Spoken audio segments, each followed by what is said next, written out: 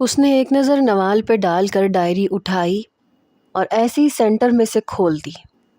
لکھا تھا، تیرے بن جینا اس دل کو سکھاؤں کیسے، ہے دل شکستہ تجھے واپس میں لاؤں کیسے، تجھے یاد کر کے جو گرتے ہیں آنسو، میں دنیا والوں سے ان کو چھپاؤں کیسے، بات تیرے جو کچھ بیتا مجھ پہ، داستاں وہ میں تجھ کو سناؤں کیسے، وہ جو گیا اس دن تو نہ آیا کبھی، سوچتی رہی میں کہ تجھ کو بلاؤں کیسے، پوچھتے ہیں یہ جو مجھ سے کہ تو کیسا ہے، تیرے بارے میں ان کو بتاؤں کیسے، تجھے بچھڑے ایک عرصہ ہونے کو ہے، مگر اس دل کو یہ یقین دلاؤں کیسے، چہرے کی اس ہنسی پہ نہ جاؤ یارو، تم کو دل کے زخم میں دکھاؤں کیسے، تیرے ہونے سے ہی ہنستا تھا یہ دل زارون، ہوں پریشان اب اس کو ہنساؤں کیسے، سوچتی ہوں تجھ کو بلاؤں کیسے۔ نوال زارون آفندی۔ اس کے دل کی حالت عجیب سی ہو گئی تھی۔ اس نے نوال کو دیکھا، پھر ڈائری ایسے ہی بند کر کے بیچ میں سے کھول دی۔ لکھا تھا، زندگی ماضی میں کھو جانے اور اس میں بھٹکتے رہنے کا نام نہیں ہے، بلکہ زندگی نام ہے اپنے آج کو دیکھنے کا اور اسے بہتر بنانے کا۔ ماضی میں جو ہو گیا اس کو اپنے آج پہ اثر انداز نہ ہونے دیں۔ ہم جس چیز کے اوپر دھیان رکھتے ہیں، جیسے ہم اگر پرابلم کے اوپر دھیان رکھتے ہیں تو پرابلم بڑھتی جائے گی، حل کے اوپر دھیان رکھیں گے تو کہیں نہ کہیں سے ضرور حل مل جائے گا۔ مگر آگے تو بڑھے، ہم کیوں ہر وقت نیگیٹو سوچتے ہیں؟ زندگی اللہ نے اتنی اچھی دی ہے، اتنا کچھ دیا ہے، نعمتوں کو دیا ہے، انسان کیوں نہیں دیکھتا؟ چینیوں کا محاورہ ہے کہ مجھے افسوس تھا کہ میرے پاس جوتے نہیں ہیں، مگر پھر میں نے کسی کو دیکھا جس کے پاس پیر نہیں تھے۔ قدر کریں اس کی جو اللہ نے دیا ہے۔ نوال زارون آفندی۔ نوال نے ذرا سی جنبش کی تو زارون نے فوراً ڈائری کو اس کی جگہ پہ رکھ دیا، پھر اپنا موبائل نکال کے اس پہ 1 منٹ بعد کا الارم لگایا، ٹرے اٹھا کے اسٹڈی ٹیبل پہ رکھی اور خود ٹیرس پہ رکھے جھولے پہ بیٹھ گیا۔ اس کے دماغ میں صرف ڈائری کی بات نہیں چل رہی تھی، اس سے واقعی نوال کے ساتھ زیادتی ہو گئی تھی۔ اس کے بالکل کان کے پاس بڑی زور سے گھنٹی بجی۔ نوال نے ہڑبڑا کے سر اٹھایا تو سامنے ٹرے میں ایک پلیٹ میں چاول اور 1 کپ چائے اس کی منتظر تھی۔ اس نے ہاتھ بڑھا کے الارم بند کیا، پھر کمرے میں نظر دوڑائی تو کوئی نہیں تھا۔ فجر کی اذان کی آواز آئی تھی۔ اس نے اٹھ کے ہاتھ دھوئے، بہت زور کی بھوک لگی تھی، پھر کھانا کھا کے چائے پی اور وضو کے لیے چلی گئی۔ واپس آ کے اپنے سامان میں سے ہی جائے نماز نکال کے نماز کے لیے کھڑی ہو گئی۔ ہاتھ میں درد تھا مگر نماز بھی تو پڑھنی تھی۔ زارون کمرے میں داخل ہوا تو وہ نماز پڑھ رہی تھی۔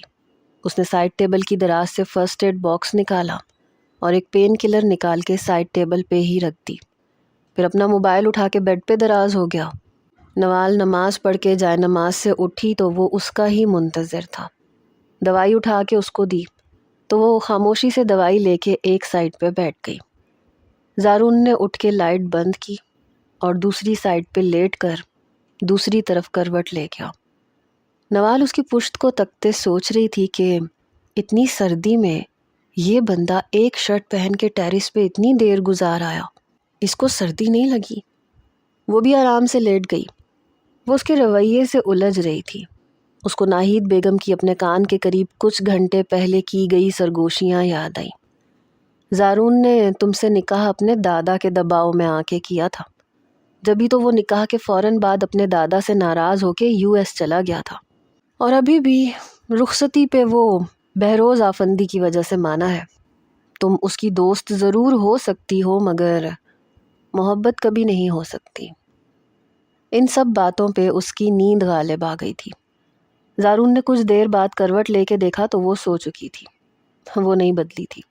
کھانے کی کچی، نیند کی کچی، جلدی ناراض ہو جانا اور جلدی مان بھی جانا۔ اتنے سال اس نے اسے نہیں دیکھا تھا، مگر پھر بھی وہ زارون بہروز آفندی کی نس نس میں خون کی طرح دوڑتی تھی۔ ایسا کیوں تھا؟ اتنے سالوں بعد اسے دیکھ کے آنکھوں کی پیاس بجھنے کا نام نہیں لے رہی تھی۔ बिना मिले भी कोई इंसान इतना अच्छा लग सकता है, बिना मिले भी किसी की आदत लग सकती है, बिना मिले भी मोहब्बत हो सकती है, बिना मिले भी कोई दिल में धड़कन बन के धड़क सकता है। इस बात को आज वो बड़ी शिद्दत से महसूस कर रहा था। दरवाजे की मुसलसल दस्तक से नवाल की आंख खुली। जल्दी से उठ के दुपट्टा सर पे ओढ़ा और आगे बढ़ के दरवाज़ा खोला तो नाहिद बेगम पूरा दरवाज़ा खोल के अंदर दाखिल हुई। अगर नवाल बर वक्त पीछे ना होती तो यकीनन इस वक्त ज़मीन पे पड़ी होती। उन्होंने ज़ारून को बेड पे सोता देख के बराबर में बेड शीट को बड़े गौर से देखा। नवाल तो बस उनके चेहरे के बदलते रंग देख के एकदम परेशान हो गई थी। उन्होंने नज़र घुमा के तेज़ नज़रों से उसे देखा तो वो नज़र झुका गई। फिर वो बोली तो लहजे में फुनकार थी, अभी मेरा बेटा जिंदा है और अल्लाह उसे हयाती दे। तुम क्या ये सफ़ेद रंग पहन के बैठ गई हो? माँ ने समझाया नहीं, शादी के फ़ौरन बाद ऐसे रंग नहीं पहनते? नवाल का चेहरा पल में तारीक हुआ। वो आगे और भी कुछ बोलने का इरादा रखती थी मगर ज़ारून ने एकदम कंबल उतार के फेंका। फिर साइड पे रखा पानी का खाली गिलास उठा के ज़ोर से फर्श पे दे मारा। उसकी ये हरकत नवाल तो ना देख सकी कि उसकी बेड की तरफ पुश्त थी, मगर नाहिद बेगम ने बखूबी देखा था। नवाल एकदम पीछे पलटी, फिर चौंक के ज़ारून को देखा जिसके चेहरे से गुस्सा छलक रहा था। नवाल ने आगे बढ़ के टूटा गिलास उठाना चाहा तो ज़ारून ने आगे बढ़ के फुर्ती से उसका हाथ पकड़ के उसे बुरी तरह से झिड़का। अल्लाह ने दिमाग इस्तेमाल करने के लिए दिया है, पहले ही हाथ में दर्द है, अब कोई नया काम बना लोगी? जाओ जाके फ्रेश हो, ये जिसका काम है वो करेंगे। वो जाते जाते भी एक नाराज़गी भरी नज़र ज़ारून पे डालनी नहीं भूली थी। ज़ारून ने नाहिद बेगम की तरफ देखे बगैर तेज़ आवाज़ में कहा था, मैं इसलिए यहाँ रुकना नहीं चाहता था। इंसान इतवार के दिन भी सुकून से नहीं सो सकता। फिर आगे बढ़ के इंटरकॉम उठा के किसी मुलाजिम को कमरे में आने का कहा। जिस वक्त वो पलटा, नाहिद बेगम वहाँ मौजूद नहीं थी। उसने आगे बढ़ के ज़ोर से कमरे का दरवाज़ा बंद किया। फिर अलमारी खोल के अपने घर के कपड़ों में से लाइट स्काई कलर का बहुत खूबसूरत सूट निकाल के बेड पे रखा। वो वॉशरूम का दरवाज़ा खोलते अलमारी की तरफ बढ़ी और वहाँ खड़े इंसान को बिल्कुल इग्नोर किया। ज़ारून ने आगे बढ़ के उसका रास्ता रोका और अपने दोनों हाथ पुश्त पर बांधे। हाथ के दर्द का बताओ। नवाल ने गुस्से की एक नज़र डाल के फ़ौरन नज़रों का जाविया बदल लिया। इतने रफ से हुलिये में भी इतना हैंडसम लग रहा था। उसने साइड से होकर अलमारी खोलनी चाहिए तो ज़ारून ने एक लंबा सांस खींचा और उससे मुखातिब हुआ। सूट बेड पे रखा है। वो किसी छोटी बच्ची की तरह मुंह फुला के खड़ी थी। नवाल ने कदम बेड की तरफ बढ़ाए कि ज़ारून ने पीछे से उसे पुकारा तो वो बेड से सूट उठा के उसके सामने आके खड़ी हुई। फिर उसकी आंखों में आंखें डालीं तो एक लम्हे के लिए ज़ारून को लगा जैसे हर चीज़ रुक गई हो। नवाल की आवाज़ पर वो हाल में लौटा। पहली बात, मुझे बच्चों की तरह ट्रीट करना बंद करें। मैं अब बच्ची नहीं हूँ, अपना अच्छा बुरा जानती हूँ मैं। और दूसरी बात, मैं अब वो बेवकूफ़ नवाल नहीं हूँ जिसे एक दफ़ा फिर आप अपनी आदत डाल के मरने के लिए छोड़ जाएंगे। आपका शुमार ऐसे लोगों में होता है जो सिर्फ अपने बारे में सोचते हैं, जिन्हें सिर्फ खुद की ज़ात का, खुद का दुख, खुद का दर्द नज़र आता है, जिन्हें इस बात से कोई फ़र्क नहीं पड़ता कि उसके उठाए हुए एक कदम से उससे जुड़े हुए लोगों पे कितना गहरा असर होगा। इतने साल मेरी कोई खबर नहीं ली। उसकी आंखों से बेख्तियार आंसू बह निकले। ज़ारून ने आगे बढ़ के उसे पकड़ना चाहा तो वो मछली की तरह तड़प के पीछे हटी। कहाँ थे आप जब मुझे आपकी सबसे ज़्यादा ज़रूरत थी? जब मैं पूरा 1 महीना बिस्तर से लग के रह गई। आप तो अच्छी तरह जानते थे ना कि ना मेरा बाप है और ना मेरी माँ है। फिर आपने एक लम्हे के लिए भी जाते हुए मेरे बारे में नहीं सोचा ज़ारून। ज़ारून से उसकी आंखों में मज़ीद देखा नहीं गया। उसने अपना चेहरा मुजरिमों की तरह नीचे झुका लिया। वो उसका मुजरिम था। अगर आज वो सवाल कर रही थी तो ये उसका हक था। नवाल ने आगे बढ़ के उसका चेहरा थोड़ी से पकड़ के ऊपर किया। आप मुझसे ऐसे नज़रें नहीं चुरा सकते। मेरी आंखों में देखें, बताएं, आपको इनमें मेरा दर्द देखकर मेरा कर्ब, मेरे रत जगे, मेरी तड़प नज़र नहीं आती? वो सरापा सवाल बने उसके सामने खड़ी थी। आपको मालूम भी है 15 سال میں کتنے مہینے، کتنے دن، کتنے گھنٹے ہوتے ہیں؟ پھر وہ استہزائیہ ہنسی۔ زارون تو بس ششدر کھڑا اسے دیکھ رہا تھا۔ اس کا عجیب مجنونانہ سا انداز تھا، چہرے پہ استہزاء دوڑ رہی تھی اور آواز غم کی شدت سے بھینچی ہوئی تھی۔ ارے آپ کو کیا معلوم ہوگا، میں بتاتی ہوں۔ 15 سال میں 180 مہینے، 5478 دن، 1,31,472 گھنٹے ہوتے ہیں۔ ان سب کا حساب کون دے گا؟ اور اب اچانک آپ آ کے مجھ پہ ایسے حق نہیں جما سکتے۔ چہرہ بے حساب آنسوؤں سے تر تھا، غصے کی شدت سے اس کے کان تک سرخ ہو گئے تھے۔ وہ پلٹ کے دوڑتی ہوئی واش روم میں بند ہو گئی۔ زارون بہروز آفندی اس وقت زلزلوں کی زد میں تھا۔ الفاظ خالی الفاظ نہیں ہوتے، وہ کبھی کبھی اتنے وزنی ہوتے ہیں کہ ان کے بوجھ سے انسان کو اپنے کندھے جھکتے ہوئے محسوس ہوتا ہے، اور جب وہ کسی بہت اپنے کے منہ سے نکلیں تو اگلے کی روح تک کو ہلا دیتے ہیں۔ پتہ نہیں کتنی دیر سے کمرے کا دروازہ وقفے وقفے سے بج رہا تھا۔ وہ یس کہتا اپنا موبائل اٹھا کے کمرے سے باہر نکل گیا۔ وہ تو گھر سے ہی باہر نکل جاتا جو اگر اس نے عابد ماموں کا میسج نہ دیکھا ہوتا کہ وہ ناشتہ لے کے آ رہے ہیں۔ وہ نیچے گارڈن میں آ گیا۔ اگر نوال کی جگہ کوئی اور ہوتا تو وہ اس کی ہڈی پسلی ایک کر دیتا۔ غلطی ماننا تو اس نے سیکھی ہی نہیں تھی۔ اپنی غلطی ہوتے ہوئے وہ سامنے والے کو ایسا جواب دیتا کہ سامنے والا لاجواب ہو جاتا، مگر وہ کوئی تھوڑی تھی، وہ نوال زارون آفندی تھی، جسے زارون آفندی اپنا قتل بھی معاف کر سکتا تھا، اور اب تو وہ نوال کی عدالت میں مجرم ٹھہرایا گیا تھا۔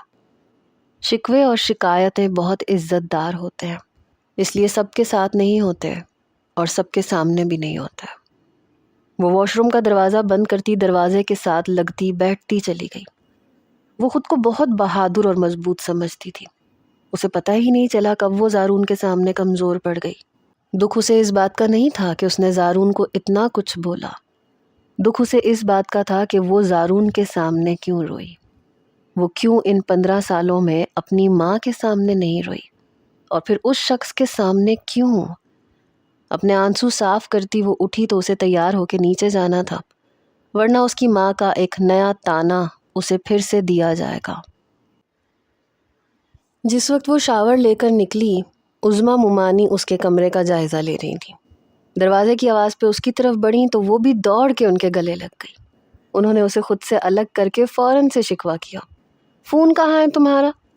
نوال نے اپنے سر پہ ہاتھ مارا، پھر جا کے اپنے شرارے کے پاؤچ میں سے اپنا چھوٹا سا فون نکالا تو وہ آف تھا۔ اس نے موبائل کی چھوٹی سی اسکرین ان کے سامنے لہرائی۔ دیکھیں بند ہو گیا، ابھی چارجنگ پہ لگاتی ہوں۔ عظمیٰ نے گردن ہلائی۔ مجھے یہ بتاؤ کہ ابھی بھی تم یہ چھوٹا سا موبائل ہی استعمال کرو گی؟ اب تو ایک اچھا سا اینڈرائڈ فون لے لو۔ نوال نے نفی میں سر ہلایا۔ ہرگز بھی نہیں، میں موبائل سے دور ہی اچھی، بہت سکون کی زندگی گزار رہی ہوں۔ جس کام کے لیے یہ ہے وہ کام میرا اس چھوٹے سے موبائل سے ہو رہا ہے، تو کیا ضرورت ہے؟ اتنے میں وہ اپنے بال تولیے سے آزاد کر چکی تھی۔ عظمیٰ اس ٹاپک پہ اس سے نہیں جیت سکتی تھی، سو انہوں نے موضوع بدلا۔ چلو بیٹھو، میں ہلکا سا میک اپ کر دوں، پھر ناشتہ بھی کرنا ہے۔ وہ اچھے بچوں کی طرح بیٹھ گئی۔ تبھی کمرے میں زارون داخل ہوا، ساتھ میں عابد ماموں بھی تھے۔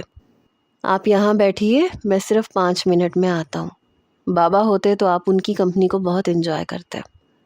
عابد نے اس کے چہرے پہ شرمندگی دیکھی تو آگے بڑھ کے اس کے کندھے پہ ہاتھ رکھا۔ تم کیوں پریشان ہو رہے ہو؟ بہروز انکل کا مجھے صبح ہی فون آ گیا تھا کہ انہیں اچانک سے اسلام آباد جانا پڑ گیا ہے۔ تم آرام سے فریش ہو کے آؤ، جب تک میں ذرا بھانجی سے 2 ہاتھ کر لوں۔ زارون اپنے کپڑے لیتا واش روم میں چلا گیا تو عابد ماموں نے اپنے قدم نوال کی طرف بڑھائے کہ عظمیٰ ایک دم بول پڑی، ابھی نہیں، لائنر لگا دوں پھر لڑ لیجیے گا۔ وہ تو اپنی پوری آنکھیں بند کر کے لاتعلق سی ہو گئی تھی۔ وہ اچھی طرح جانتی تھی کہ عابد اس کی موبائل سے لاپرواہی والی عادت سے کتنا چڑھتے تھے، اور اگر ابھی وہ شروع ہوتے تو زارون کے سامنے عزت کا رائتا ہو جاتا۔ عظمیٰ نے ایک لائٹ سی لپسٹک اٹھا کے اسے تھمائی۔ اس پہ یہ گلاس لگا لینا، بہت اچھا لگے گا۔ اس نے سر ہلایا۔ وہ بڑی ہی توجہ سے شیشے کے قریب ہو کے لپسٹک لگا رہی تھی کہ زارون کی شکل شیشے میں نمودار ہوئی۔ وہ برش اٹھانے کے لیے آگے بڑھا تھا اور نوال کا سانس تک رک گیا تھا جب اس نے اپنے کان کے قریب سرگوشی میں ماشاء اللہ کی آواز سنی اور اس کی لپسٹک اپنا کام دکھا گئی۔ یہ سب 1 سیکنڈ میں ہوا اور نوال نے اپنی عادت کے مطابق تیز آواز میں بچوں کی طرح عابد ماموں کو پکارا جو سر جھکائے اپنی بیوی کا لیکچر سن رہے تھے کہ اب اس کی شادی ہو گئی ہے، اس کے شوہر کے سامنے ایسے بولتے ہیں یا ویسے بولتے ہیں۔ بھانجی کی پکار پہ انہوں نے فوراً لبیک کہا۔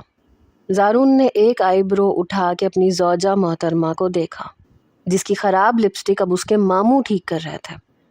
عابد نے زارون کو ایسے تکتے دیکھا تو بے اختیار مسکرائے۔ حیران مت ہو، یہ میں بچپن سے کرتا آ رہا ہوں، اب تم بھی سیکھ لو، تمہاری بیوی کی وجہ سے ایک دم پرفیکٹ لائنر لگا لیتا ہوں۔ زارون نے ایسے سر ہلایا جیسے ان کی بات اچھے سے ذہن نشین کر لی ہو۔ نوال تو اسے ایسے اگنور کر رہی تھی جیسے وہ کمرے میں موجود ہی نہ ہو۔ زارون نے انٹرکام اٹھا کے ناشتے کا بولا، پھر وہ عابد کے ساتھ بزنس کی باتوں میں مصروف ہو گیا تو عظمیٰ نے منہ دکھائی کا پوچھا۔ عظمیٰ کے حساب سے وہ سرگوشی میں پوچھ رہی تھی لیکن وہ سرگوشی ہرگز نہیں تھی۔ زارون کے کان ایک دم کھڑے ہو گئے، ساتھ ہی دونوں کی نظریں ملیں۔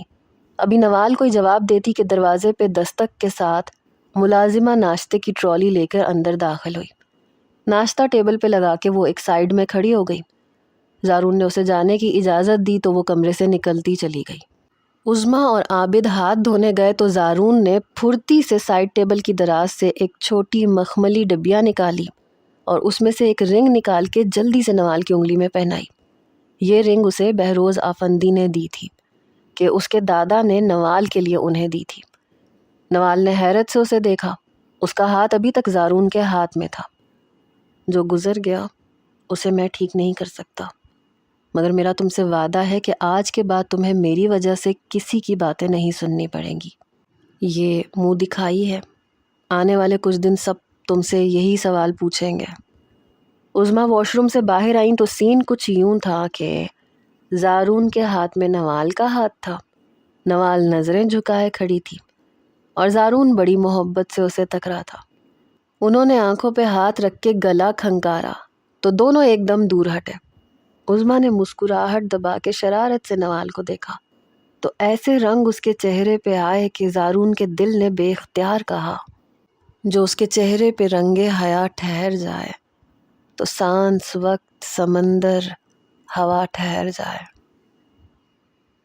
عابد ماموں اور عظمیٰ مومانی اسے گھر لے آئے تھے۔ نانی سے مل کے اسے ایسے لگا جیسے پتہ نہیں کتنے دن بعد مل رہی ہو۔ اس کی ماں کے پاس تو ویسے ہی اس کے لیے ٹائم نہیں ہوتا تھا اور اب جو تھوڑی بہت فکر تھی وہ اس سے بھی آزاد ہو گئی تھی۔ وہ اپنے کمرے میں آ کے کتنی ہی دیر ہر چیز کو تکتی رہی۔ یہ گھر تو پہلے ہی اس کا نہیں تھا اور اب تو اور بھی پرایا ہو گیا تھا۔ اسے ناشتے کے بعد اس کی کولیگ کا فون آیا۔ مبارکباد کے بعد اس نے نوال سے ریکویسٹ کی کہ میری خالہ کی ایک بیٹی جو میرڈ ہے وہ آج کل دماغی طور پہ اپسٹ ہے، سال میں 1 دفعہ ضرور اس کی طبیعت ایسے خراب ہوتی ہے۔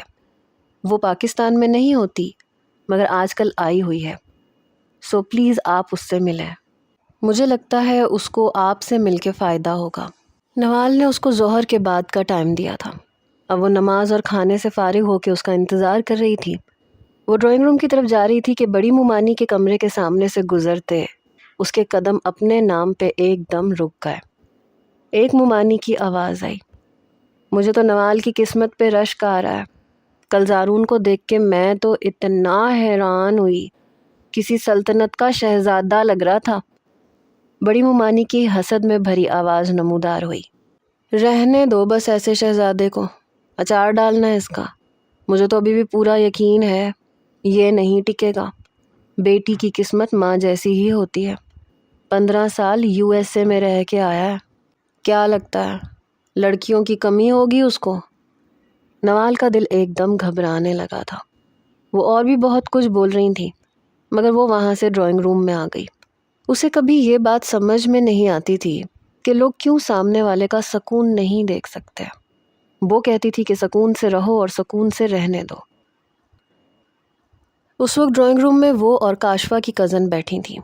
کاشفا کسی بہانے سے اسے چھوڑ کے چلی گئی تھی تاکہ وہ آرام سے نوال سے بات کر سکے۔ وہ لڑکی اپنے آپ میں گم بیٹھی تھی۔ نوال نے پانی کا گلاس اٹھا کے اس کی طرف بڑھایا تو اس نے ایک گھونٹ پانی پی کے گلاس ٹیبل پہ رکھ دیا۔ آپ کا نام کیا ہے؟ نوال نے بات شروع کی۔ سوہا۔ اس کا ایک پاؤں مسلسل حرکت کر رہا تھا۔ نوال خاموشی سے اس کا جائزہ لے رہی تھی۔ پھر وہ کچھ دیر کے بعد بولی، مجھ سے کاشفا نے آپ کی بہت تعریف کی تھی کہ مجھے اپنے مسئلے آپ سے شیئر کرنے چاہیے۔ نوال نے مسکرانے پہ اکتفا کیا۔ آج میں یہاں صرف آپ کو سنوں گی۔ اپنی فیملی کے بارے میں بتائیں، کون کون ہے آپ کی فیملی میں؟ سوہا نے بولنا شروع کیا تو نوال کمر صوفے کی پشت سے ٹکا گئی۔ میری شادی کو 5 سال ہو گئے ہیں، میرے 2 بچے ہیں۔ نوال کے منہ سے بے ساختہ ماشاء اللہ نکلا تھا۔ مجھے اپنی میرڈ لائف میں کوئی پرابلم نہیں ہے۔ نوال ایک دم سیدھی ہو کے بیٹھ گئی۔ یہ مسئلہ مجھے شادی سے پہلے تھا، مگر جب علاج نہیں کروایا تو یہ بڑھ گیا۔ آپ کے امی ابو ہیں؟ نوال نے پوچھا۔ امی کا انتقال ہو گیا ہے، ابو ہیں۔ اپنے بچپن کے بارے میں بتائیں۔ جب نوال نے یہ سوال کیا تو سوہا اداسی سے مسکرائی۔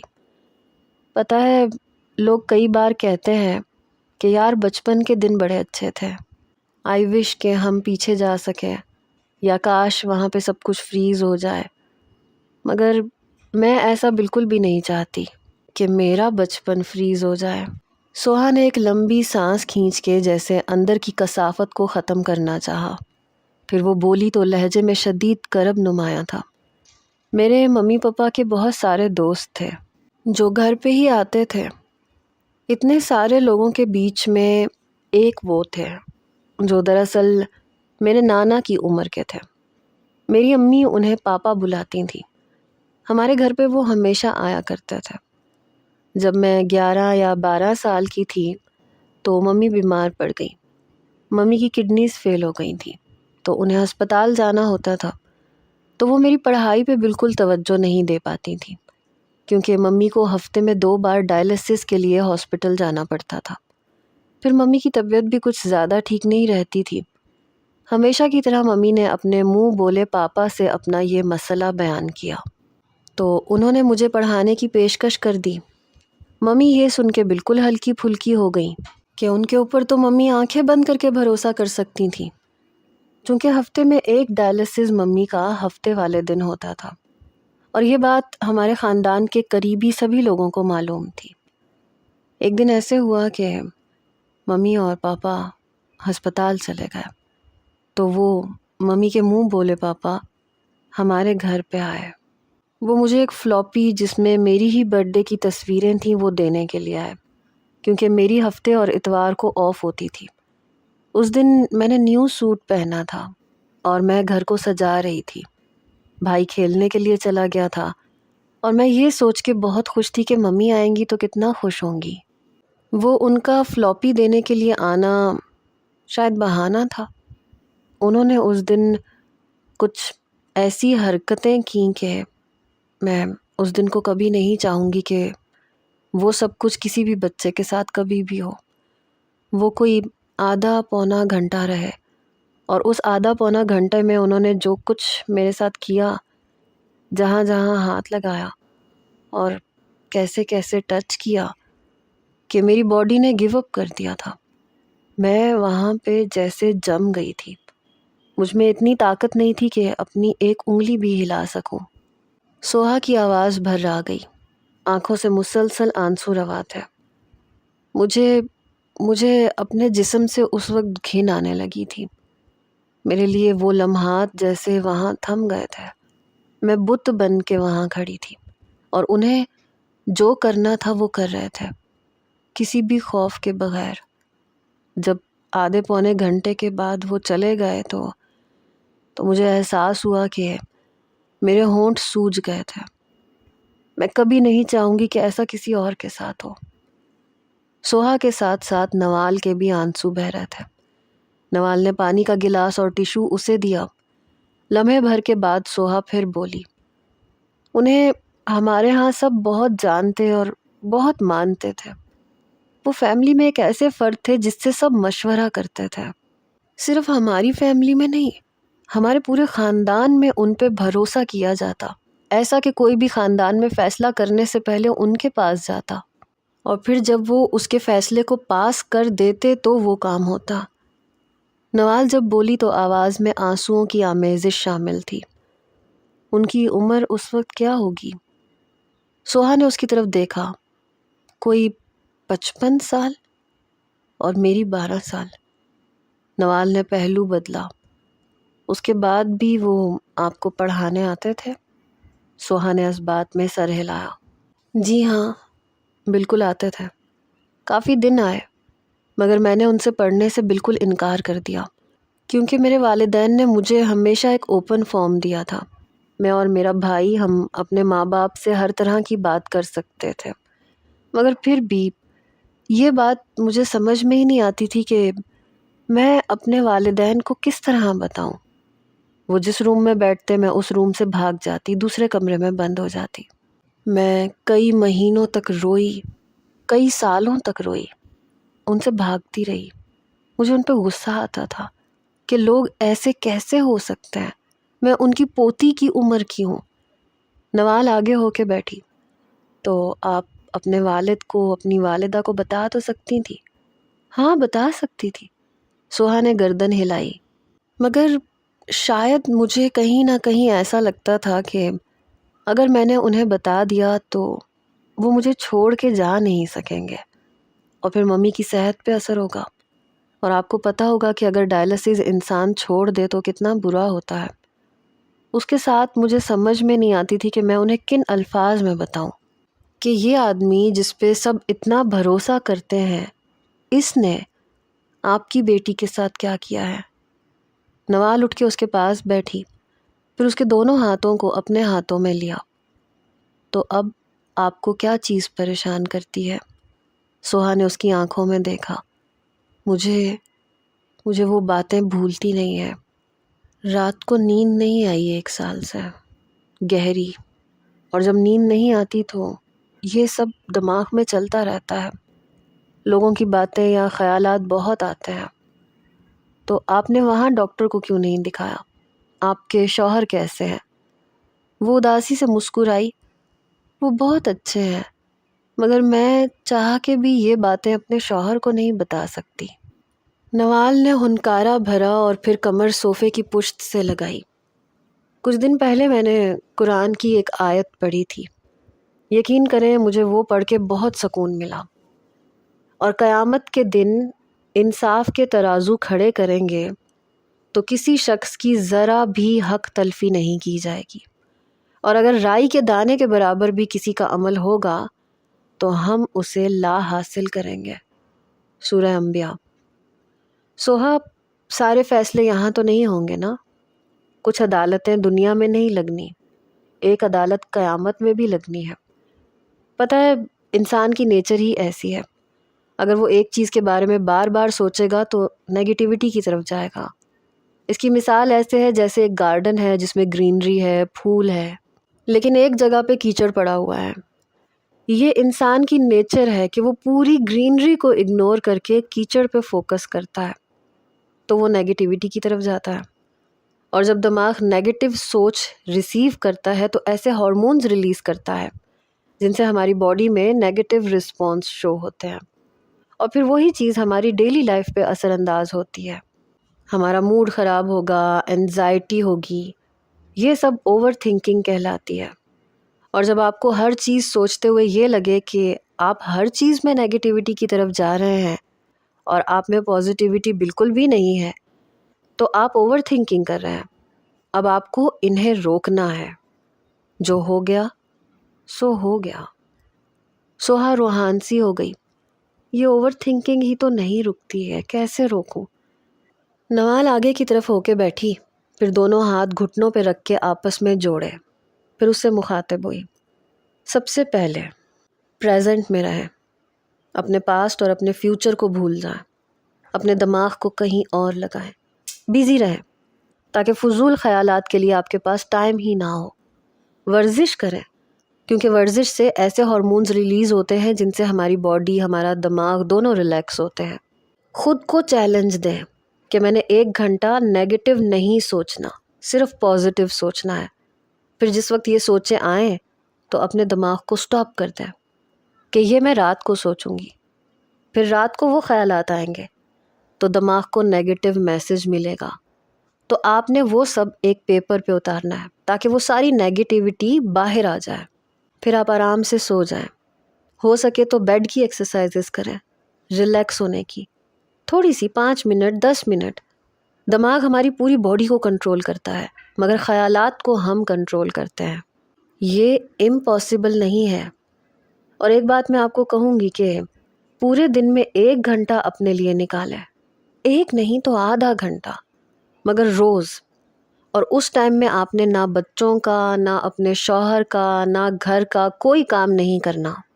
اس ٹائم میں آپ وہ کام کریں گی جس سے آپ کو خوشی ملے، جو کر کے آپ کو لگے کہ ہاں میری ذات بھی اہمیت رکھتی ہے یا آپ بھی زندگی میں کچھ کر رہی ہیں. ہمارے معاشرے میں سب سے زیادہ یہ مسئلہ ہے کہ شادی کے بعد عورت اپنی ذات کو کہیں رکھ کے بھول جاتی ہے، جیسے وہ کوئی اہمیت ہی نہیں رکھتی. نوال نے اٹھ کے ٹیبل سے پین اور پیپر اٹھا کے اس پہ دوائی لکھی اور پیپر سوہا کو تھمایا. لیکن میں آپ کو ایک بات کہوں گی، یہ دوائیاں یہ ہم سائیکالوجسٹ کے لیے، ڈاکٹرز کے لیے ایک ذریعہ ہے، مگر آپ یہ نہیں سوچیں کہ یہ بندہ مجھے ٹھیک کر دے گا. یقین صرف اور صرف اللہ پہ کرنا ہے جو امپاسبل کو پاسبل کر سکتا ہے. اور مجھے بانو قدسیہ کا یہ جملہ بڑا شاندار لگتا ہے. وہ کہتی ہیں کہ اللہ والا اور دنیا دار، اس میں ایک فرق ہوتا ہے. وہ فرق یہ ہے کہ اللہ والا کیا کرے گا کہ جب چیلنج آئے گا تو وہ وضو کر کے جائے نماز بچھائے گا، اور دنیا دار دنیا کی تدبیر میں لگ جائے گا، اس کو رب کی طرف کا خیال نہیں آئے گا. سوہا مجھے لگتا ہے کہ جب اللہ سنبھالتا ہے تو دیکھنے والے کو تکلیف ہو رہی ہوتی ہے کہ یہ بندہ کن کن چیزوں سے گزر رہا ہے، مگر جو گزر رہا ہوتا ہے وہ اللہ کی مدد کے ساتھ خوشی خوشی گزر رہا ہوتا ہے. اور پھر شام میں زارون جب خود اسے لینے آیا تو اس کی چھاپ ہی نرالی تھی. بلو جینز پہ بلیک شرٹ کے ساتھ براؤن لیدر کی جیکٹ، ہاتھوں میں امپورٹڈ گھڑی پہنے، جیل سے بال سیٹ کیے. آج گلاسز بھی بدلے ہوئے تھے. وہ اپنی مردانہ وجاہت سمیت سارے گھر والوں کی توجہ اپنی طرف مرکوز کروا گیا تھا. گھر کے ہر فرد کی ستائش بھری نظر اس پہ اٹھ رہی تھی. وہ ماموں کی بیٹیاں جو نوال کو منہ لگانا پسند نہیں کرتی تھیں، وہ بھی زارون سے گپے لگا رہی تھیں. اور وہ تو جیسے آج خوش مزاجی کے سارے ریکارڈز توڑ کے تیار بیٹھا تھا. نوال کے اندر روایتی بیوی نے سر اٹھایا تو وہ اندر ہی اندر جل بھن کے رہ گئی. وہ تو ایک صوفے پہ بیٹھے زارون کو اپنی کزن کے ساتھ خاموشی سے گپے ہانکتے دیکھ رہی تھی. جب رہا نہیں گیا تو اپنی جگہ سے اٹھ کے زارون کے بالکل ساتھ 2 سیٹر صوفے پہ دھپ سے بیٹھی، جیسے اپنے غصے کی اطلاع دینا چاہتی ہو. زارون نے چونک کے اس کے سجے سنورے روپ کو دیکھا. وہ صبح بھی قیامت ڈھا رہی تھی اور اب تو کپڑے بدل کے ریڈ سوٹ پہن لیا تھا جو اس پہ خوب جچ رہا تھا. اس وقت کمرے میں صرف فیمیل کزنز ہی موجود تھیں. سارے میل کزنز چھٹی والے دن کی شام اپنے اپنے دوستوں میں پائے جاتے تھے. وہ جو نوال کی کسی کزن کو کسی بات پہ جواب دے رہا تھا، اسے اتنے قریب سے دیکھ کے زارون آفندی کی زبان پل بھر کے لیے کچھ بول نہیں سکی. اور جب اس نے نظر پھیر کے بات کنٹینیو کرنا چاہی تو الفاظ جیسے کہیں گم ہو گئے تھے.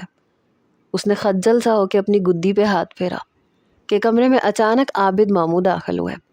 نوال نے سکون کا سانس لیا. پھر جتنی نظر کی دعائیں یاد تھیں سب پڑھ کے زارون پہ دم کر دی. کوئی پوچھے ان سے کیا ضرورت تھی اتنا تیار ہو کے آنے کی؟ یہ وہ صرف سوچ ہی سکتی تھی. اس نے عابد ماموں کے ساتھ باتیں کرتے زارون کو دیکھا، پھر نظر گھما کے اپنی کزنز کو جو خاموشی سے بیٹھی اس کے اتنی مشکل سے ملے اکلوتے ہسبینڈ کو بڑے حسرت سے تک رہی تھی. تو اس کے تن بدن میں آگ لگ گئی. اس کا دل کر رہا تھا کہ سب کی آنکھیں بند کر دے یا زارون کو غائب کر دے. کہ عابد ماموں کی بات پہ وہ چونکی جو کھانے کا بول رہے تھے اور موصوف نیم رضامند نظر آ رہے تھے. نوال نے فوراً مداخلت کی. نہیں، وہ زارون نے کہا تھا کہ آج ہم ڈنر باہر کریں گے. اس نے حیرت سے چہرہ موڑ کے اپنے پہلو میں بیٹھی اپنی بیوی کو دیکھا، پھر چہرہ موڑ کے عابد ماموں کو جو اسی کو ہی دیکھ رہے تھے جیسے وہ اس سے تصدیق چاہتے ہوں. زارون کے منہ سے ابھی یہی نکلا تھا ہاں، مگر اس سے آگے الفاظ دم توڑ گئے، کیونکہ نوال نے اس کی کمر پہ بڑی ہی زور سے چٹکی کاٹی تھی، تو وہ تو تڑپ کے رہ گیا۔ نوال ایک دم کھڑی ہوئی۔ میں اب آیا پہن کے آتی ہوں۔ وہ ان چڑیلوں کے بیچ میں سے اپنے شوہر کو ہر صورت نکالنا چاہتی تھی۔ اگر عظمیٰ ممانی ہوتی تو وہ خود سب کچھ سنبھال لیتی، مگر ان کی امی کی طبیعت اچانک خراب ہوئی تو ان کو جلدی میں جانا پڑ گیا۔ عابد ماموں بھی زارون کی وجہ سے وہاں آئے تھے۔ بڑے ماموں اور ان کی بیویاں اپنے بزنس پارٹنرز کے گھر انوائٹڈ تھے۔ رہ سہ کے ساری لڑکیاں گھر پہ تھیں۔ گھر سے نکل کے گاڑی میں بیٹھے تو نوال نے سکون کا سانس لیا۔ زارون نے گاڑی سٹارٹ کر کے روڈ پہ ڈالی، پھر گردن موڑ کے اپنے برابر والی کو پرسوچ نظروں سے دیکھا، پھر اس سے مخاطب ہوا۔ ایسے بغیر کھانے کے وہاں سے نہیں آنا چاہیے تھا، کتنی بری بات ہے۔ نوال نے آنکھیں چھوٹی کر کے اسے گھورا، پھر تڑپ کے بولی، آپ کو تو بڑا مزہ آ رہا تھا، وہ تو مجھے وہاں دکھ رہا تھا۔ زارون نے حیران نظروں سے اسے دیکھا، پھر جب بات سمجھ میں آئی تو ہونٹوں پہ مسکراہٹ بکھر گئی۔ نوال پھر پوری اس کی طرف مڑی۔ میں پوچھ سکتی ہوں اتنا بن ٹھن کے آنے کی کیا ضرورت تھی؟ نوال کی بات پہ اس کی مسکراہٹ اور گہری ہوئی۔ مطلب تم جیلس ہو رہی تھی؟ نوال نے اسے کھا جانے والی نظروں سے گھورا۔ ہاں تو میں جیلس نہیں ہوں گی تو کیا پڑوس والی جیلس ہوگی؟ پھر اس نے اپنا رخ اسکرین کی طرف کیا اور تیز آواز میں بڑبڑائی، شوہر کو ہینڈسم ہونا ہی نہیں چاہیے، بیوی بیچاری کی ساری زندگی شوہر کو باہر کی چڑیلوں سے بچانے میں ہی گزر جاتی ہے۔ اس بات پہ زارون کا کہا بے ساختہ تھا۔ وہ جس سے محبت کرتی تھی اس کے بارے میں حد سے زیادہ پوزیسو ہو جاتی تھی، شاید اس لیے کہ وہ شروع سے رشتوں سے محروم رہی تھی، یا یہ کہنا صحیح ہوگا کہ نوال سکندر رشتوں کو ترستی رہی تھی، اور اب وہ اپنے ان چند رشتوں کو اپنی مٹھی میں قید کر لینا چاہتی تھی۔ زارون نے تھوڑا سا چہرہ اس کی طرف موڑ کے نوال کو دیکھا۔ وہ اسے اچھی خاصی الجھن میں لگی تھی۔ اس نے مسکراہٹ دبائی۔ ویسے یہ تو ملکہ عالیہ کی ذرہ نوازی ہے جو اس ناچیز کو اس قابل سمجھا کہ نظر ثانی فرمائی۔ نوال نے کوئی جواب نہیں دیا، بس دیکھنے پہ اکتفا کیا۔ زارون نے گاڑی ایک ریسٹورنٹ کے باہر روکی۔ چلو ڈنر یہاں کر لیتے ہیں۔ نوال نے نفی میں سر ہلایا۔ نہیں، مجھے کوئی اتنی خاص بھوک نہیں ہے۔ زارون گاڑی کا دروازہ کھول کے باہر نکلا، پھر نوال کی طرف جا کے اس کی طرف کا دروازہ کھولا۔ تشریف لائیے ملکہ عالیہ۔ زارون نے باقاعدہ دونوں ہاتھوں سے باہر نکلنے کا اشارہ کیا۔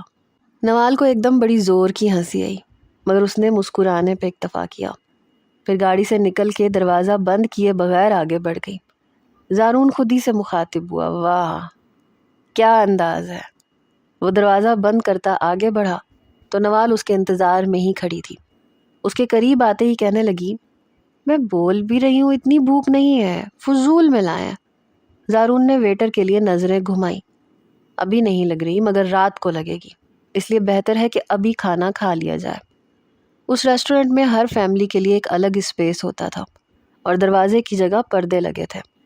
نوال نے سکون کا سانس لیا، کم سے کم نقاب ہٹا کے آرام سے کھانا تو انجوائے کر سکے گی۔ نوال مینیو کارڈ دیکھ رہی تھی جب ویٹر دروازے میں نمودار ہوا۔ زارون نے نوال کی طرف دیکھا۔ نوال نے آرڈر لکھوانا شروع کیا۔ 1 پلیٹ بریانی، چکن ٹکہ، ملائی بوٹی، ہاف چکن مکھنی، 2 روٹیاں، اور میٹھے میں فالودہ، اور ہاں رائتا اور سلاد۔ ویٹر اس بات میں گردن ہلا گیا۔ وہ جانے لگا تو نوال نے ہانک لگائی، بھائی ان کا آرڈر تو لیتے جائیں۔ زارون تو آرڈر دیکھ کے آنکھیں پھاڑ کے اسی کو ہی دیکھ رہا تھا، اور نوال کی بات پہ آنکھیں مزید حیرت سے باہر کو آئیں۔ یہ ابھی تھوڑی دیر پہلے تم نے کہا تھا کہ اتنی بھوک نہیں ہے، اور اتنا آرڈر تم اکیلی کھاؤ گی؟ نوال نے ایک نظر ویٹر کو دیکھا، ایک نظر اسے دیکھا۔ ہاں تو اس کے حساب سے کم ہی منگوایا ہے نا، آپ آرڈر کر دیجئے۔ زارون نے اسے گھورا۔ ہم شیئر کر لیں گے۔ نوال پھیکا سا مسکرائی۔ شیئر نہیں، اگر ہم کو کم پڑ گیا تو پھر آپ اپنا الگ منگوا لیجئے نا، یہاں تو اتنا سارا کھانا ہے۔ زارون کی آنکھیں نوال کو ہی گھور رہی تھیں، مگر وہ بول ویٹر کو رہا تھا، آپ ایسا کریں انہوں نے جو بھی آرڈر دیا ہے وہ سب 2 لے کے آنا۔ کم نہیں پڑھنا چاہیے، کم پہ زور دیا تھا کیونکہ ہمیں بھوک کم لگی ہے۔ نوال نے کھسیا کے کہا ہاں لگی تو ہے۔ کھانا کھا کے وہ گاڑی میں بیٹھے ہی تھے کہ نوال کی ونڈو پہ کسی نے دستک دی۔ زارون نے اپنی طرف سے بٹن دبا کے نوال کی طرف کا شیشہ نیچے کیا اور جو چہرہ کھڑکی میں نمودار ہوا اس نے نوال کو اندر تک ہلا دیا تھا۔ زارون نے نوال کی طرف جھک کے انہیں سلام کیا۔ نوال تو ایسی ہو گئی کہ کاٹو تو لہو نہیں۔ اس نے اپنی پکار پہ خوفزدہ آنکھیں اٹھا کے اس شخص کو دیکھا تو وہ خباثت سے مسکرا رہا تھا، جیسے وہ اس کی حالت سے لطف اندوز اٹھا رہا ہو۔ وہ کیا باتیں کر رہے تھے وہ نہیں جانتی، وہ صرف اس جگہ سے بھاگ جانا چاہتی تھی۔ دونوں کان سائیں سائیں کر رہے تھے۔ اس نے لامحسوس طریقے سے ہاتھ بڑھا کے زارون کے ہاتھ کو مضبوطی سے پکڑا۔ ہاتھ پاؤں ایک دم ٹھنڈے پڑ گئے۔ اس کے ہاتھ پکڑنے پہ زارون نے حیرت سے اسے دیکھا، پھر اس شخص کو الوداعی کلمات کہہ کے شیشہ اوپر کیا، پھر نوال کے ہاتھ پہ اپنا گرم ہاتھ رکھا۔ کیا ہوا نوال؟ وہ ایک پاؤں ہلاتی چہرہ نیچے کیے بیٹھی تھی۔ زارون کی آواز پہ وہ حال میں لوٹی، اپنا ہاتھ ایک دم واپس کھینچا، آواز کو نارمل کرنے کی پوری کوشش کی۔ نہیں کچھ نہیں، بس گھر چلے۔ مگر وہ بھول گئی کہ وہ جس سے بات کر رہی ہے وہ کوئی بچہ نہیں تھا، وہ زارون بہروز آفندی تھا، اور نوال تو اس کی سانسوں میں بستی تھی۔ زارون نے خاموشی سے گاڑی سٹارٹ کر کے روڈ پہ ڈالی، پھر گردن موڑ کے اسے دیکھا۔ وہ دوسری طرف چہرہ موڑے باہر دیکھ رہی تھی۔ نوال نے باہر گزرتی گاڑیوں کو دیکھا۔ وہ کیا کرنے جا رہی تھی؟ وہ ہمیشہ خود کو باور کرواتی تھی کہ وہ اس شخص سے آئندہ نہیں ڈرے گی، مگر ہر دفعہ اس کی یہی حالت ہوتی تھی۔ وہ اپنے اندر کے ڈر کو اتنے سالوں میں ختم نہیں کر پائی تھی۔ اس نے خالی روڈ کو دیکھ کے نقاب ہٹایا اور بہت ساری ہوا اپنے پھیپھڑوں میں جمع کر کے کچھ دیر کے لیے سانس روک دی، پھر آہستہ آہستہ وہ سانس باہر نکالی، پھر نقاب واپس لگایا، پھر سارا راستہ دونوں کے درمیان خاموشی ہی رہی۔ تیرے جانے کے بعد کیا کچھ نہیں ہوا، تجھے لگا یار مجھے دکھ نہیں ہوا، مر تو جانا چاہیے تھا مجھے ان دنوں، مگر ہلکا سا رہا بخار مجھے، اور کچھ نہیں ہوا۔ اور پھر وہ گھر پہنچے تو بہروز آفندی اور ناہید بیگم کو لان میں ہی بیٹھا پایا، ساتھ میں انگیٹھی جلی ہوئی تھی۔ پہلے کراچی میں سردی اتنی نہیں ہوتی تھی، مگر آج کل تو کراچی میں بھی رات کافی ٹھنڈی ہو گئی تھی۔ زارون نے اپنے قدم اس طرف بڑھائے تو نوال بھی مرے مرے قدم اٹھا کے اس کے ہمراہ ہو لی۔ دعا سلام کے بعد زارون تو اسلام آباد کے آفس کے مسئلے پہ بات کرنے لگ گیا۔ نوال نے پہلو بدلا، وہ اس وقت تنہائی چاہتی تھی۔ پھر تھوڑی دیر میں وہ معذرت کرتی کمرے میں آئی، عبایا اتار کے کپڑے چینج کیے، وضو کر کے نماز کے لیے کھڑی ہو گئی۔ وہ زارون کے کمرے میں آنے سے پہلے سو جانا چاہتی تھی۔ نماز سے فارغ ہو کے اپنے سامان میں سے گولی نکال کے نگلی اور بیڈ پہ دراز ہو گئی۔ اسے معلوم تھا کہ آج نیند اتنی آرام سے مہربان نہیں ہوگی، اور وہ فی الحال اپنے ساتھ ساتھ زارون سے بھی فرار چاہتی تھی۔ سوچنا بھی کتنا تھکا دینے والا مشغلہ ہے۔ کوئی خیال بلا بن کے چمٹ جاتا ہے اور دماغ کے اندر گھس جاتا ہے، پھر بلا سے بلا پیدا ہوتی ہے اور بلاؤں کا ہجوم ہو جاتا ہے۔ وہ بابا سے اسلام آباد والے آفس کے اکاؤنٹس میں جو ہیر پھیر ہو رہی تھی اس مسئلے پہ ڈسکشن میں ایسا لگا کہ ٹائم گزرنے کا پتہ ہی نہیں چلا۔ پھر بابا ولیمے کا ٹاپک لے کے بیٹھ گئے۔ زارون نے یہ کہہ کے کہ نوال سے بات کر کے بتاؤں گا انہیں ٹالا ہی تھا۔ پھر جب وہ کمرے میں داخل ہوا تو نوال سو چکی تھی، مگر وہ چاہ کے بھی گاڑی والی بات بھول نہیں سکا۔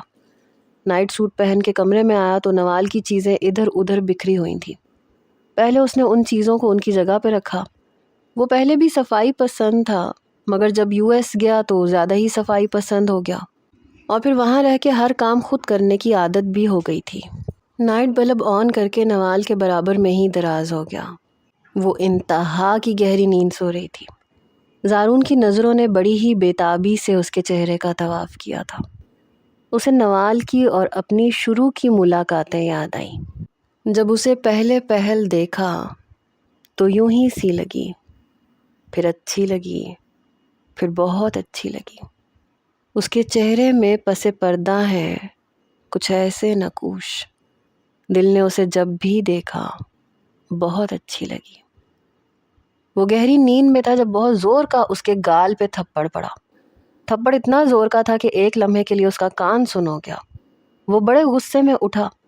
جب دماغ حاضر ہوا تو دیکھا نوال نیند میں باقاعدہ کسی سے لڑ رہی تھی۔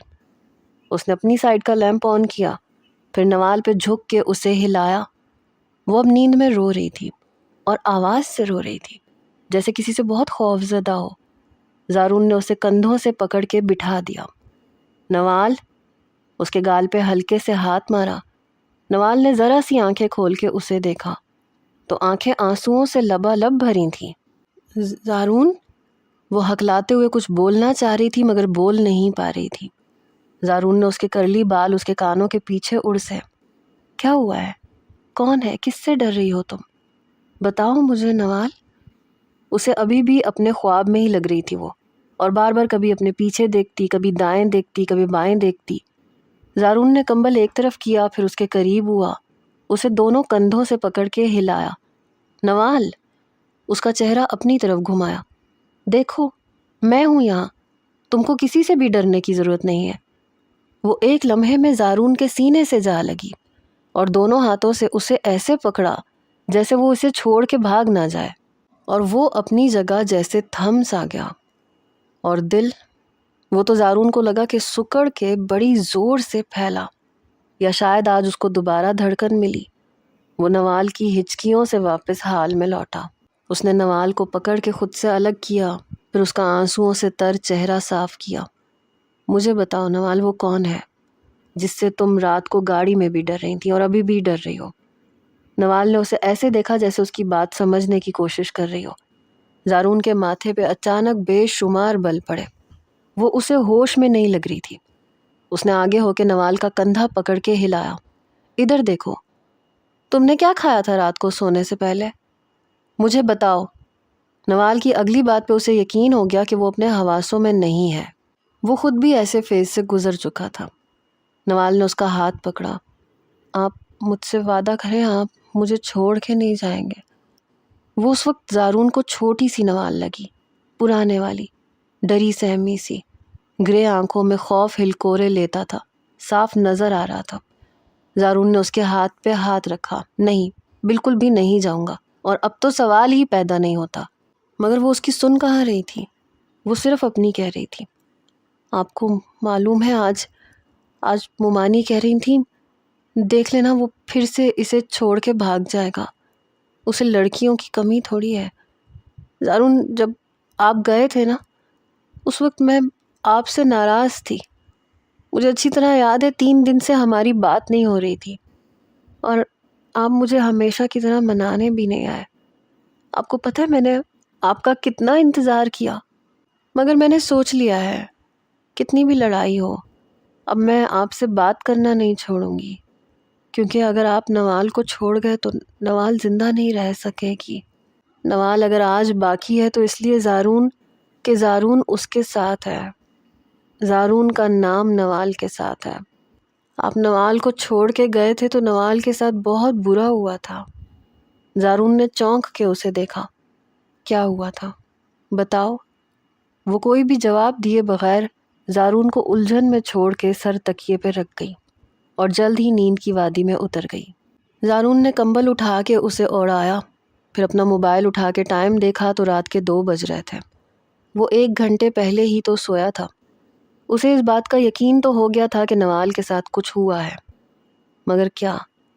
یہ ایک بہت بڑا سوالیہ نشان بن گیا تھا۔ وہ پرسوچ انداز میں نوال کو دیکھتے ہوئے اٹھا اور موبائل کی لائٹ میں نوال کے سامان میں کچھ تلاشنا شروع کیا۔ وہ خود بھی شور نہیں تھا، بس اندھیرے میں تیر چلا رہا تھا، اور آخر کار اس کے امپورٹنٹ کاغذات کے بیگ کے اندر پاکٹ میں اسے گولیوں کا پتہ مل ہی گیا۔ زارون موبائل کی لائٹ آف کر کے قدم ٹیرس کی طرف بڑھانے لگا۔ گلاس ڈور بند کر کے اس نے اپنے دوست کا نمبر ملایا، جو USA میں زارون کے ساتھ فلیٹ شیئر کرتا تھا۔ زارون کو نارمل لائف کی طرف لانے میں سید حمزہ کا بہت بڑا ہاتھ تھا۔ اس نے کلینیکل سائیکالوجی میں گولڈ میڈل لیا تھا، اور ان دنوں وہ ایک ہاسپٹل میں پریکٹس کر رہا تھا۔ انتہا کا حب الوطن ٹائپ کا لڑکا تھا۔ وہ زارون کی طبیعت سے اچھی طرح واقف تھا، اس لیے جلدی سے فون اٹھا لیا۔ اسپیکر میں اس کی نیند میں ڈوبی آواز سنائی تھی۔ ہیلو زارون، کیا ہوا؟ سب خیریت ہے نا؟ تم ٹھیک ہو نا؟ اس کے لہجے میں زارون کے لیے فکر ہی فکر تھی۔ زارون نے ایک لمبا سانس اندر کھینچ کے باہر نکالا، پھر اس سے مخاطب ہوا۔ سب خیریت ہے، مجھے تم سے ایک دوائی کے بارے میں معلوم کرنا ہے۔ حمزہ نے برابر میں سوتی اپنی بیگم کو دیکھا، پھر کمبل ہٹاتے کمرے سے باہر نکل گیا۔ یار، تم نے آدھی رات کو مجھے گہری نیند سے اٹھایا، وہ بھی صرف اس لیے کہ ایک گولی کی انفارمیشن چاہیے۔ تمہاری اطلاع کے لیے عرض ہے، میں تمہارا اسسٹنٹ، کیا نام ہے اس کا؟ ہاں، سعد نہیں ہوں۔ لہجے میں طنز صاف ظاہر تھا۔ زارون نے اکتاہٹ سے نیچے لان پہ نظر ڈالی۔ ہو گئی نوٹنکی ختم، تو اب مدعے کی طرف آئیں۔ حمزہ نے نفی میں سر ہلایا۔ ہاں، پوچھ تو ایسے رہو جیسے میں منع کر دوں گا تو زارون آفندی نے میری بات مان لینی ہے۔ بولو۔ زارون نے پتہ نکال کے موبائل کی روشنی میں نام دیکھ کے حمزہ کو بتایا۔ یہ گولی کس چیز کی ہے؟ حمزہ ایک دم سیریس ہو گیا۔ کتنے ایم جی کی ہے؟ زارون نے ایک دفعہ پھر موبائل کی روشنی میں پتہ سامنے کیا۔ 5 mg۔ زارون، کون کھا رہا ہے یہ؟ زارون نے اپنے لہجے کو نارمل رکھنے کی پوری کوشش کی۔ یار، ایک دوست آج کل کھا رہا ہے۔ حمزہ نے ہنکارا بھرا۔ 5 mg بہت ہائی پاور ہوتی ہے۔ ہم یہ ان مریضوں کو دیتے ہیں جو اپنے ماضی سے بالکل نہیں نکل پا رہے ہوتے یا جن کی کنڈیشن بہت خراب ہوتی ہے۔ یہ ایک طرح سے مریض کے دماغ کو سلا دیتی ہے، اور اگر یہ دوائی لینے والے پہ نیند نہ آئے تو مسئلہ زیادہ خراب ہو جاتا ہے۔ مگر میری نظر سے ایسے پیشنٹس بھی گزرے ہیں جو اتنی ہیوی ڈوز کے باوجود نماز کے ٹائم اٹھ کے بیٹھ جاتے تھے۔ ظاہر سی بات ہے کہ وہ لوگ 5 ٹائم کے نمازی ہوتے ہیں تو ان کو شعوری طور پہ یا لاشعوری نماز کی فکر رہتی ہے۔ جب بھی ہم اتنی ہائی ڈوز دیتے ہیں تو ڈائٹ کا خیال رکھتے ہیں۔ جیسے فرض کرو کہ کوئی پیشنٹ نماز کے لیے اٹھتا ہے یا واش روم جانے کے لیے، تو ہم سونے سے پہلے کسی بھی فروٹ کا جوس فریش ضرور دیتے ہیں۔ اگر ڈائٹ اور نیند کا خیال نہیں رکھا جائے تو میموری پہ بہت اثر پڑتا ہے۔ فی الحال میرے بھائی، آدھی رات کو میں اتنی انفارمیشن دے سکتا ہوں۔ مجھ غریب پہ رحم کھاؤ، باقی کی انفارمیشن کل دے دوں گا۔ یہ کہہ کے وہ فوراً سے فون رکھ چکا تھا کہ خدا نخواستہ زارون کو کوئی نئی بات یاد نہ آ جائے۔ زارون نے موبائل میں ٹائم دیکھا تو 3 بج گئے تھے۔ وہ ایک ٹھنڈی سانس بھرتا کمرے میں آ گیا، پھر ساری گولیاں اپنی ہتھیلی پہ نکال کے واش روم میں گیا اور ہتھیلی کموڈ پہ پلٹ دی، اور ساتھ ہی فلش ٹینک کا بٹن پریس کرتا واش روم سے باہر آ گیا۔ اگر یہ غلطی سے بھی اس کی ماں کے ہاتھ لگ گئیں تو بہت بڑا مسئلہ ہو سکتا تھا، اور خالی پتہ آفس کے کوٹ کی پاکٹ میں رکھ دیا۔ پھر اپنے موبائل پہ 5 بجے کا الارم لگا کے لیٹ گیا۔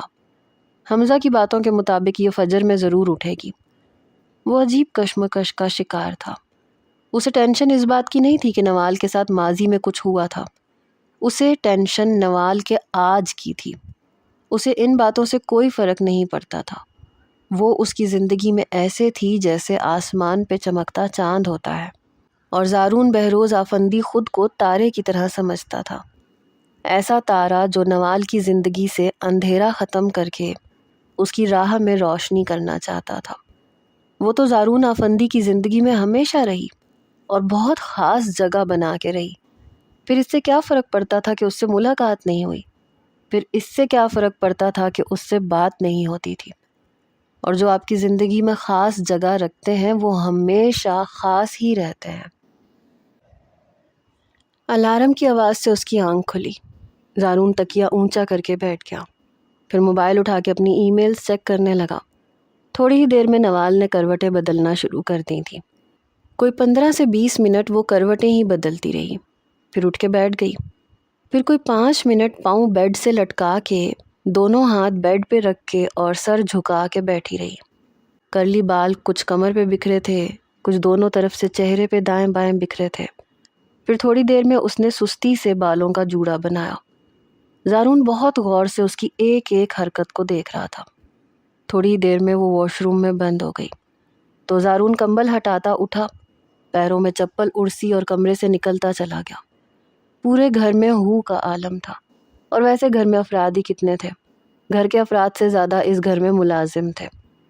کچن میں جا کے 2 گلاس دودھ ابلنے رکھا اور ڈائننگ ٹیبل پہ رکھ کے ڈرائی فروٹس باکس میں سے بادام، کاجو، پستے پیس کے ان کا پاؤڈر دودھ میں ڈال دیا، ساتھ میں تھوڑی سی شوگر ڈال کے دودھ کو خوب اچھی طرح بوائل کیا۔ جتنا دودھ بوائل ہو رہا تھا وہ ساری چیزیں جگہ پہ رکھ کے گندے برتن دھو چکا تھا۔ وہ یہ دودھ اکثر بنا کے پیتا تھا۔ پھر دودھ 2 گلاس میں نکال کے دودھ کا برتن بھی دھو کے رکھا اور گلاس ٹرے میں رکھ کے راہداری سے گزرتا کمرے میں آ گیا۔ وہ نماز پڑھ رہی تھی۔ ایک گلاس خود اٹھا کے ٹرے اپنی سائڈ پہ ہی رکھ لی۔ وہ ایک ہاتھ سے گھونٹ گھونٹ دودھ پیتا، دوسرے ہاتھ سے سعد کو میسج ٹائپ کر رہا تھا، مجھے صبح 8 بجے فون کر کے اٹھانا۔ پھر موبائل وائبریشن پہ کر کے موبائل سائڈ ٹیبل پہ رکھ دیا۔ پھر اپنا گلاس ختم کر کے ٹرے میں رکھا۔ تھوڑی دیر میں نوال بھی نماز کی چادر جائے نماز کے ساتھ رکھتی بیڈ پہ آ گئی۔ اس وقت اس کی آنکھیں بری طرح سے بند ہو رہی تھیں۔ زارون نے دودھ کا گلاس اٹھا کے اس کی طرف بڑھایا۔ اس نے سوالیہ نظروں سے زارون کی طرف دیکھا۔ پیو اس کو، اس نے بولنے کے ساتھ گلاس کی طرف آنکھوں سے اشارہ بھی کیا۔ وہ اچھے بچوں کی طرح گلاس پکڑ گئی، پھر گلاس خالی کر کے اپنی سائڈ ٹیبل پہ رکھنے کے بجائے زارون کو ہی واپس دیا۔ اس نے گلاس ٹرے میں رکھا اور اپنا تکیہ درست کرتا لیٹ گیا۔ کمرے کی لائٹ بند ہی تھی اور لیمپ آن تھا۔ زارون نے ہاتھ بڑھا کے لیمپ کی لائٹ کم کی۔ نوال بھی اپنے تکیے پہ لیٹ گئی۔ زارون آنکھیں بند کرتا بازو آنکھوں پہ رکھ گیا تھا۔ تھوڑی ہی دیر میں نوال کی آواز اسے سنائی دی، سنیے۔ زارون نے بازو ہٹا کے چہرہ موڑ کے اسے دیکھا۔ وہ سہمی ہوئی نظروں سے اسے دیکھ رہی تھی۔ پھر تھوڑا ٹھہر کے بولی، میں آپ کا ہاتھ پکڑ سکتی ہوں؟ زارون نے اپنا بازو پھیلایا، مطلب یہ تھا کہ وہ اپنا سر اس کے کندھے پہ رکھ سکتی ہے، مگر نوال تھوڑا سا آگے کھسک کے اس کی ہتھیلی پہ اپنا چہرہ رکھ گئی۔ زارون نے کروٹ اس کی طرف کی، پھر دونوں ہاتھ سے کمبل بھی اس پہ صحیح کیا اور خود پہ بھی ٹھیک کیا۔ اسے ایسے لگا جیسے کسی نے چاند اس کی ہتھیلی پہ رکھ دیا ہو۔ میں لوٹا چکا اپنا سب کچھ، اب مجھ میں بس تو باقی ہے۔ دنیا کہتی برباد ہے مجھ کو، دیکھ کے مجھ میں تو باقی ہے۔ آزمائش کے بازار میں کھڑا رہا بیچوں بیچ، سب نے لگا دی بولی، بس تو باقی ہے۔